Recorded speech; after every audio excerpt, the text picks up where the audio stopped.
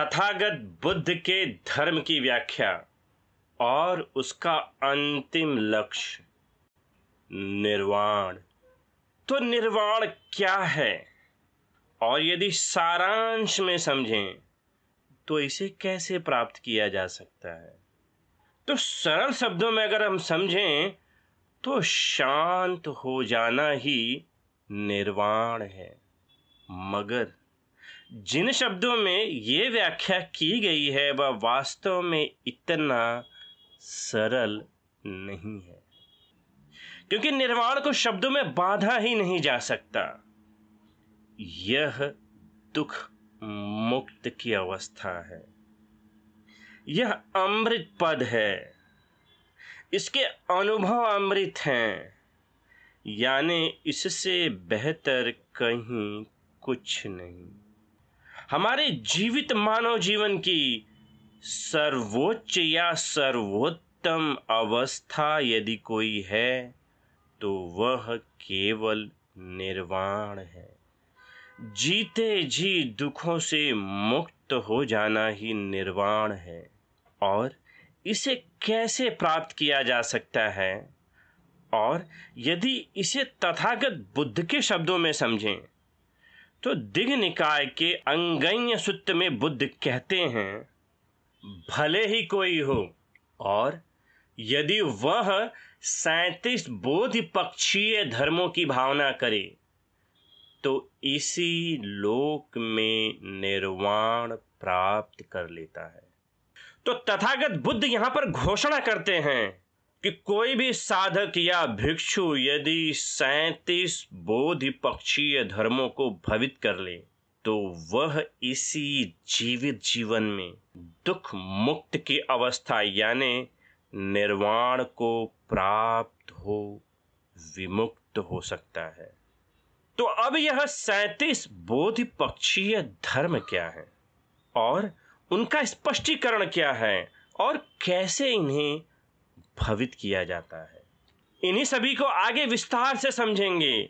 संयुक्त निकाय के बलकरणीय वज्ञ में बुद्ध समझाते हैं कि बुद्ध ने भिक्षुओं को कहा, जितने भी कर्म बल किए जाते हैं वे सभी पृथ्वी को आधार बनाकर पृथ्वी पर खड़े होकर किए जाते हैं। ऐसे ही शील को आधार बनाकर शील में प्रतिष्ठित होकर आर्य अष्टांगिक मार्ग को भवित किया जाता और बढ़ाया जाता है। ऐसा करने वाला व्यक्ति विवेक विराग निरोध का आश्रय लेकर निर्वाण की ओर अग्रसर होता है। जैसे घड़े को उलट देने से वह सारा पानी बहा देता है, कुछ रोक नहीं सकता, वैसे ही ऐसा व्यक्ति सभी पाप पूर्ण अकुशल धर्मों को छोड़ देता है, कुछ बचा नहीं रहता। ऐसे व्यक्ति में पूर्णता को प्राप्त होते हैं चारों स्मृति प्रस्थान, चारों सम्यक प्रधान, चारों रिद्धियां, पांचों इंद्रियां, पांचों बल और सातों बोध्यंग। तो अभी तक इन सभी धर्मों को पिछले कई वीडियो में एक एक कर हमने समझा और आप सविस्तार इन्हें समझने के लिए इन वीडियो को देख लेंगे तो आपको इसे समझने में आसानी होगी, या आप इसे डिस्क्रिप्शन बॉक्स में भी जाकर देख सकते हैं। तो सबसे पहले 37 की संख्या कहां से आई उसे समझते हैं। बुद्ध धर्म के पालन में 4 स्मृति प्रस्थान, 4 सम्यक प्रधान, 4 रिद्धिपाद, 5 इंद्रियां, 5 बल, 7 बोध्यंग और अष्टांगिक मार्ग यानी 8 महान मार्ग, और इन सभी घटकों का कुल योग करें तो वह संख्या 37 आती है। और इनके सभी घटक मिलकर 37 बोधि पक्षीय धर्मों को पूर्ण करते हैं। और जो भिक्षु इन्हें भवित कर ले वह निर्वाण को प्राप्त होता है। तो एक और प्रश्न उठता है कि क्या इसमें से किसी को छोड़ा जा सकता है, या कुछ धर्म ना भवित हो या न प्राप्त हो तो क्या फिर भी निर्वाण की अवस्था पाई जा सकती है? तो इसका उत्तर है नहीं। इनमें से कोई एक भी धर्म पूर्ण न करना या शेष रह जाना वह स्वतः ही दुख का कारण बना रहेगा और संपूर्ण दुख मुक्ति यानी निर्वाण को पाया नहीं जा सकता। यदि इन 37 बोधि पक्षीय धर्मों में से कुछ एक को प्राप्त किया गया या अधिकतर धर्म भवित हो चुके हैं या कुछ एक शेष रह गए हैं तो क्या अवस्था प्राप्त, या किस प्रकार से ये धर्म स्वतः को प्रभावित करते हैं, या ये धर्म एक दूसरे को भी कैसे प्रभावित करते हैं, इन्हीं विषयों पर प्रकाश डालते हुए बुद्ध संयुक्त निकाय के मुदतर वर्ग में कहते हैं कि इन इंद्रियों के परिपूर्ण हो जाने से कोई व्यक्ति अरहत हो जाता है, कुछ कमी रह जाने पर अनगामी और कमी रहने पर सकदागामी, और इसी प्रकार अधिकाधिक कमी रहने पर उतरते क्रम से सोतापन्न धर्मानुसारी तथा श्रद्धानुसारी। इनका कारण होता है इंद्रियों की, फल की, बल की और पुरुषों की भिन्नता। तो बुद्ध यहाँ पर स्पष्टीकरण देते हैं।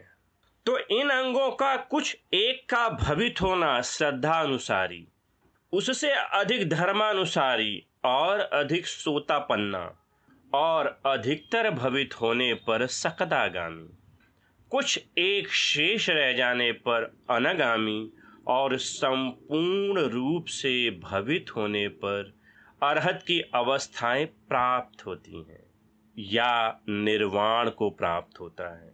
तो हम देखते हैं कि एक एक कर ये धर्म भवित होते हैं, और जैसे जैसे ये धर्म भवित होते हैं वैसे वैसे हमारे जीवन में दुख कमजोर पड़ने लगते हैं, जीवन की जकड़न शिथिल पड़ने लगती है, शांति व सुख की अवस्थाएं उत्पन्न होने लगती है, और यह श्रृंखला लगातार आगे बढ़ती रहती है और पूरी तरह से 37 बोधि पक्षीय धर्मों को पूर्ण रूपेण भवित कर भिक्षु संपूर्ण रूप में दुख मुक्त होकर निर्वाण की अवस्था को प्राप्त होता है। अब इसी स्पष्टीकरण को हम धर्म के संदर्भ में समझेंगे और साथ ही साथ प्रत्यक्ष अनुभवों पर इनका प्रमाणीकरण करेंगे कि कैसे ये धर्म भवित होकर हमें दुख मुक्त करते जाते हैं। यहाँ पर इन धर्मों के सारांश की परिभाषा व इनका एक दूसरे से संबंध क्या है, इसी के विवरण को आगे समझेंगे। धर्मों में सबसे पहला समूह है 4 स्मृति प्रस्थान, जिसका अर्थ है सचेतन होना, सतर्क होना, सचेत होना, जिसका अभ्यास विपश्यना या आनापानसति की भावना के जरिए किया जाता है, जिसमें पहला है कायानुपश्यना। कायानुपश्यना शरीर या काया के अंदर स्थूल व सूक्ष्म संवेदनाओं के प्रति सचेत होना। 4 स्मृति प्रस्थानों में दूसरा है जिसे भवित किया जाता है, वह है वेदना अनुपश्यना। हमारी वेदनाएं या तो सुखद हैं या तो दुखद, या तो ना सुखद ना दुखद यानी उदासीन है। इन वेदनाओं के प्रति सचेत होना, इन्हें गहराई से जानना कि ये कैसे उत्पन्न हो रही हैं और कैसे हमें प्रभावित कर रही हैं और कैसे प्रभावित कर समाप्त हो रही हैं। और 4 स्मृति प्रस्थान में तीसरा धर्म है चित्तानुपश्यना, यानी विपश्यना के जरिए हमारे चित्त की अवस्थाओं को यथाभूत जानना, उनकी प्रतिक्रियाओं को जानना, विभिन्न परिस्थितियों में किस प्रकार हमारा चित्त प्रतिक्रियाएं कर रहा है, विपश्यना के जरिए इनके प्रति सचेत होना। और 4 सम्यक प्रधान का चौथा धर्म है धर्मानुपश्यना, यानी विपश्यना के जरिए धर्मों का अनुभव करना, प्रतीत्य समुत्पाद का चिंतन करना, अनित्यता, दुखता, अनात्मता को घटित होते हुए देखना, बुद्ध द्वारा बताए गए धर्म के मार्ग के प्रति सचेत होना। इसके पश्चात धर्मों का दूसरा समूह है 4 सम्यक प्रधान, यानी 4 उत्तम प्रयासों की श्रृंखला, जिसमें पहला है अनुत्पन्न पापपूर्ण अकुशल धर्म उत्पन्न न हो, इसके लिए मानस बनाना और प्रयत्न करना। दूसरा धर्म है उत्पन्न हुए पापपूर्ण अकुशल धर्म विदा हो जाएं, इसके लिए मानस बनाना और प्रयत्न करना। तीसरा धर्म है अनुत्पन्न कुशल धर्म उत्पन्न हो, इसके लिए मानस बनाना और प्रयत्न करना। और चौथा है उत्पन्न हुए कुशल धर्म बने रहें और उनकी बढ़ोतरी हो, इसके लिए मानस बनाना और प्रयत्न करना। और आगे धर्मों का तीसरा समूह है 4 रिद्धिपाद या 4 सिद्धियां, जिसे भिक्षु या साधक प्राप्त करता है। और उनमें पहला है छंद की सिद्धि, जिसका अर्थ है 6 इंद्रियों से उत्पन्न काम भोगों की इच्छा से मुक्त होना, तृष्णा रूपी बंधन को खंडित कर भव चक्र को समाप्त कर देना।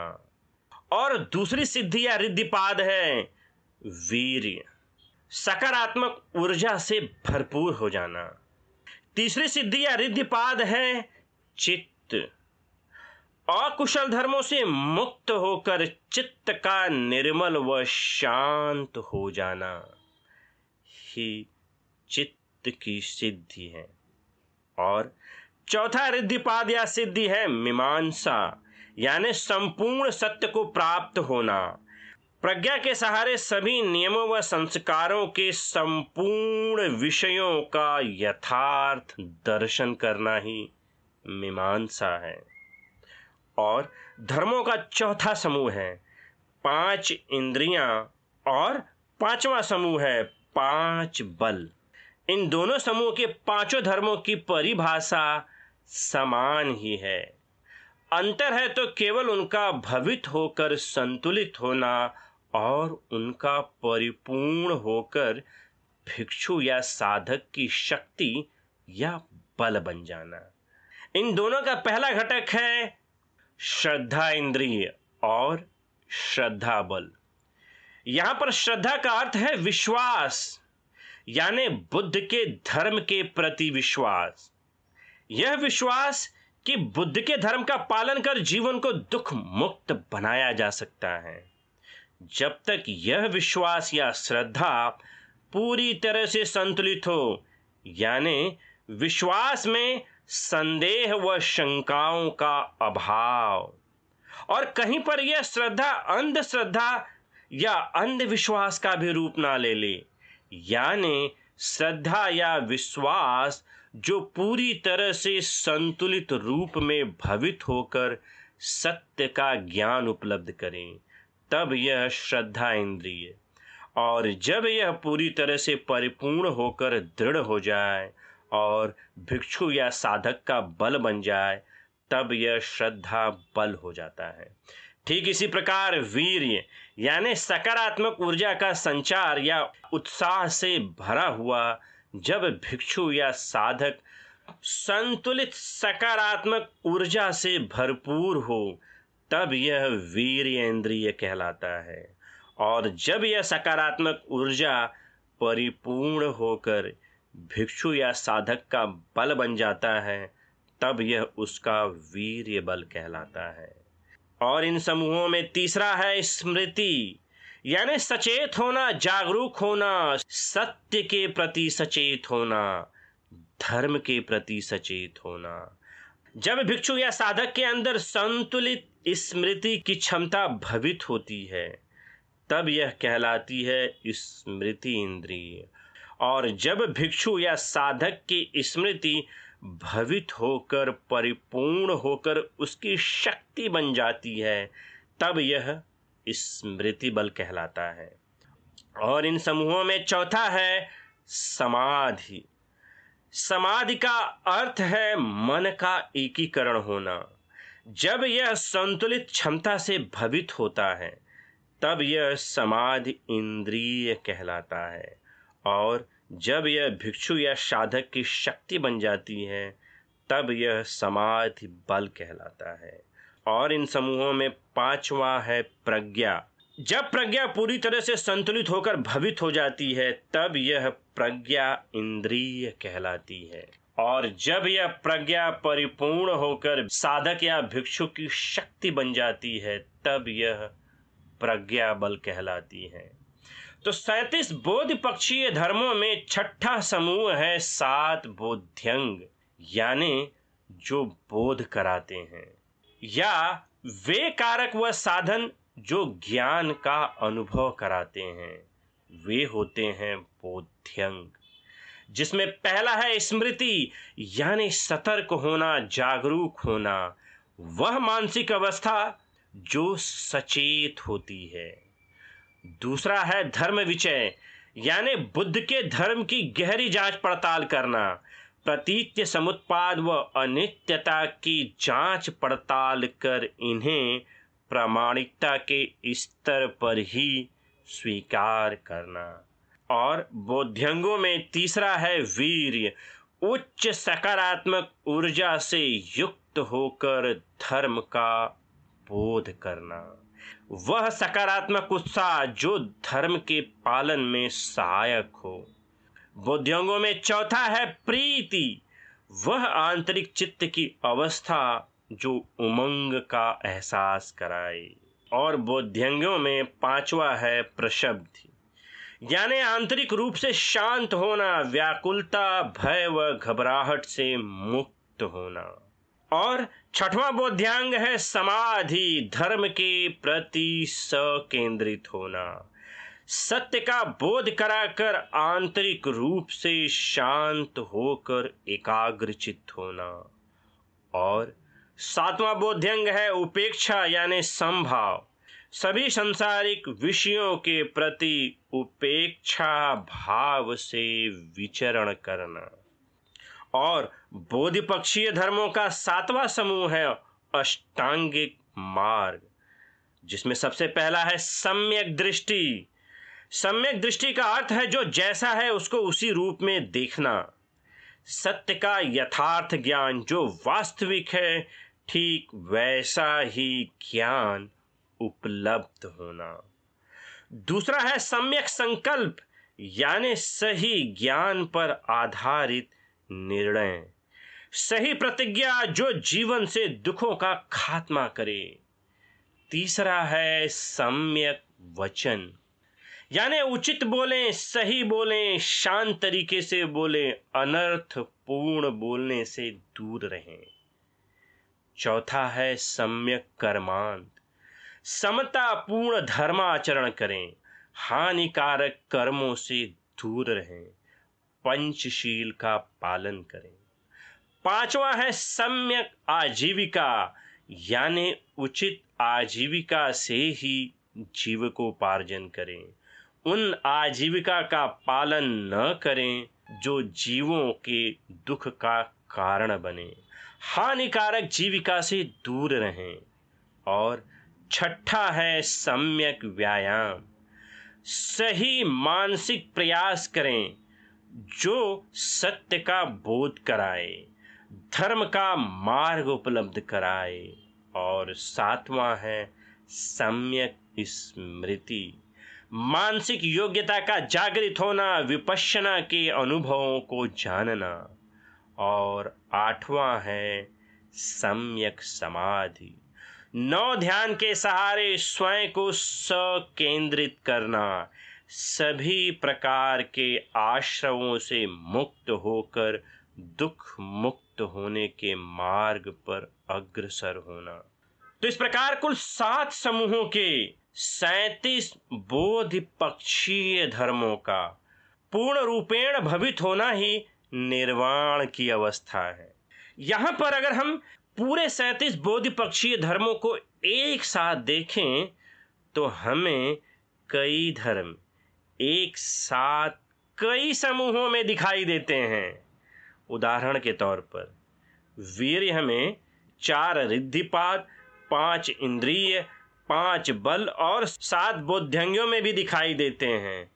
तो फिर इनमें अंतर क्या है? और वहीं पर समाधि 5 इंद्रिय, 5 बल, 7 बोध्यंग और अष्टांगिक मार्ग में भी दिखाई देता है। एक ही धर्म अलग अलग समूहों में दिखाई देते हैं। तो यहाँ पर ऐसा क्यों है?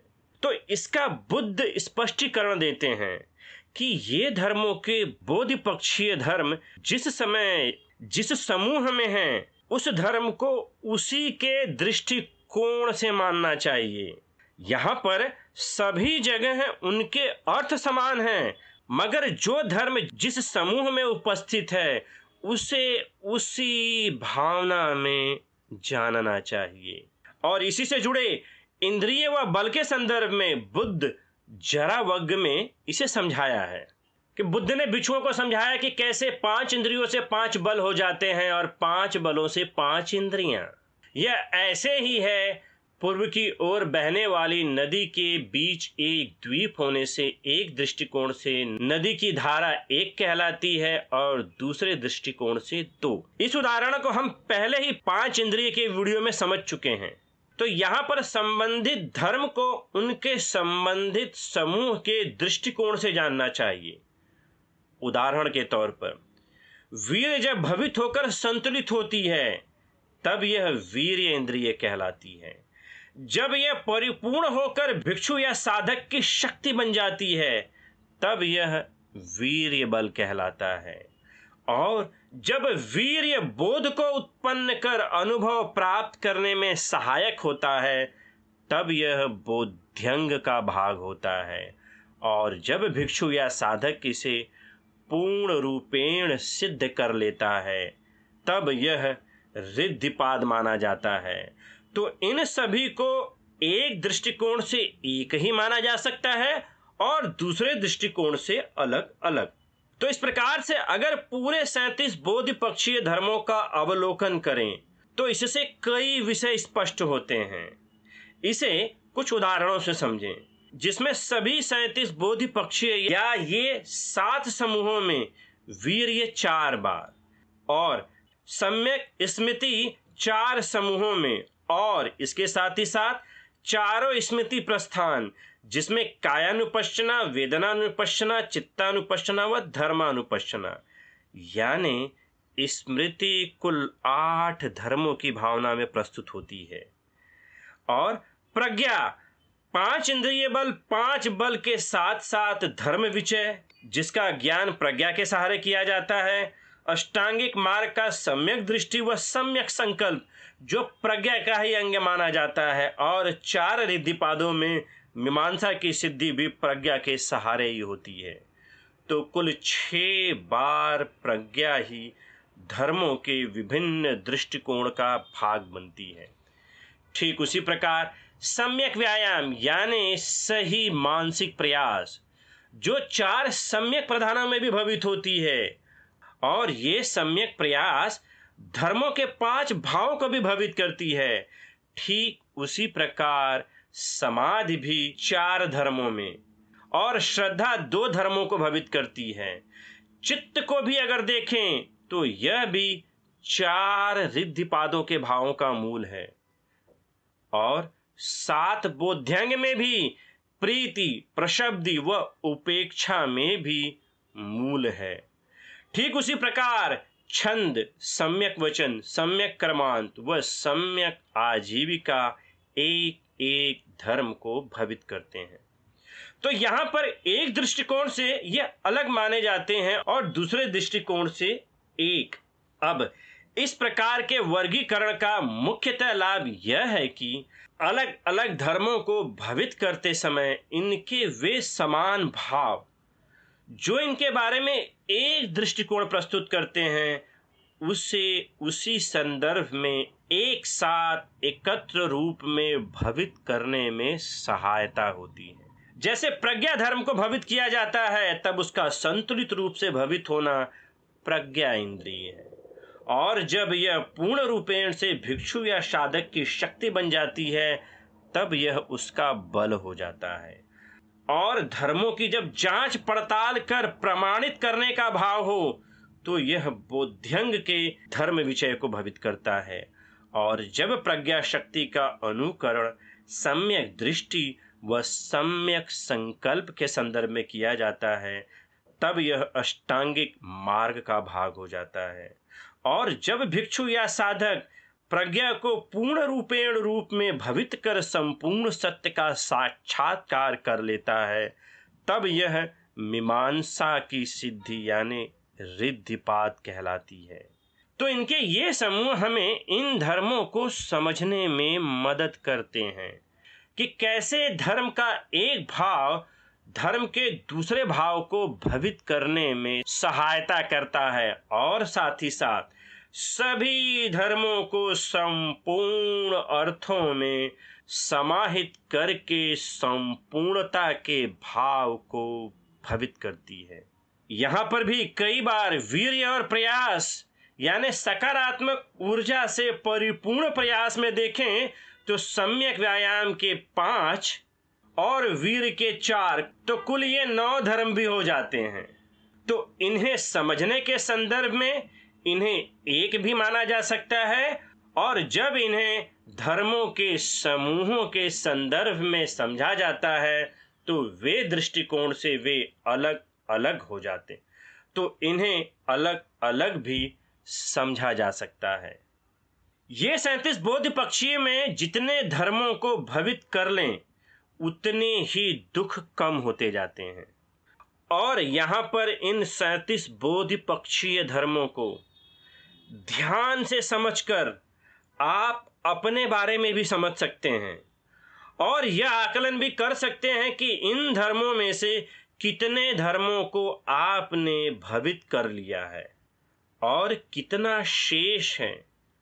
यह थोड़ा सा जटिल है, परंतु आप भी एक किताब व कलम को लेकर प्रयास करें।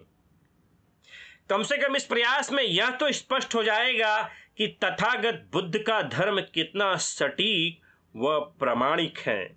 जितने धर्म भवित होंगे उतने ही दुख कम होंगे, और कुल मिलाकर जो भिक्षु सभी 37 बोधिपक्षीय धर्मों का पूर्ण रूपेण भवित कर ले, वही निर्वाण है। धन्यवाद।